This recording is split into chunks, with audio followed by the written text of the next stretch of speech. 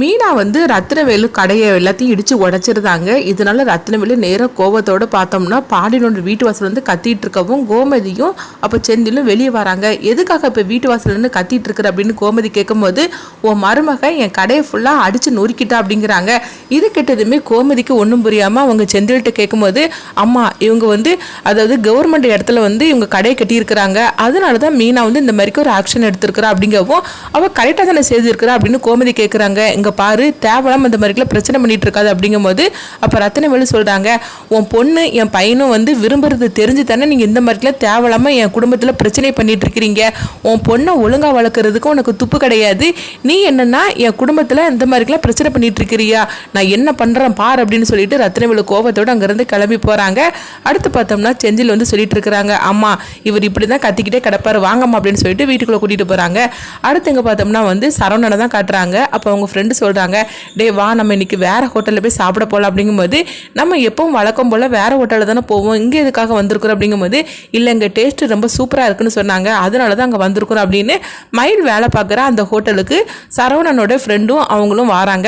அடுத்து பார்த்தோம்னா சரவணன் வந்து சொல்லிட்டு இருக்கிறாங்க, சரிடா நீ ஆர்டர் பண்ணு அப்படின்னு சொல்லிட்டு இருக்கும்போது அப்போ அவங்களுக்கு ஃபோன் வரவும் அப்போ சரவணன் வந்து அவங்க ஃபோன் பேசிகிட்டு இருக்கிறாங்க. அப்போ பார்த்தோம்னா மயில் வந்து அங்கே ஆர்டர் எடுத்துகிட்டு அது கொடுக்கறதுக்காக வராங்க. அப்போ சரவணனோட ஃப்ரெண்டு வந்து மயிலை பார்த்ததுமே அதிர்ச்சி அடைகிறாங்க. இது என்னது, சரவணோட ஒய்ஃப் வந்து வேற எங்கேயால வேலை பார்க்குறதா சொல்லிட்டு இருந்தாங்க, ஆனால் இவங்க வந்து சர்வ் பண்ணிட்டு இருக்காங்க அப்படிங்கும்போது மயில் வந்து அவங்கள கவனிக்காமல் அவங்க எல்லாத்தையும் வச்சுக்கிட்டு இருக்கிறாங்க.